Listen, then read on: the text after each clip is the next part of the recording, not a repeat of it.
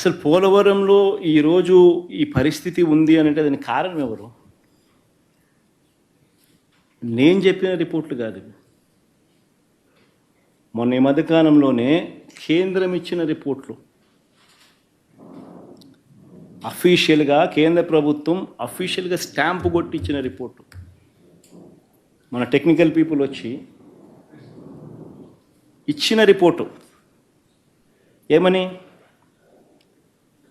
చంద్రబాబు నాయుడు గారు అనే వ్యక్తి పోలవరం ప్రాజెక్టు నిర్మాణంలో ఎలాంటి తప్పిదాలు చేసినాడు అని చెప్పి 2018-19కి ముందు ఏ రకంగా తప్పిదాలు జరిగాయి చంద్రబాబు నాయుడు గారి హయాంలో ప్రభుత్వంలో, ఆ తప్పిదాల కారణం వల్ల ఇవన్నీ జరిగినాయి, ఈ డిలే జరిగింది అని చెప్పి ఏకంగా రిపోర్ట్ ఇచ్చినారు.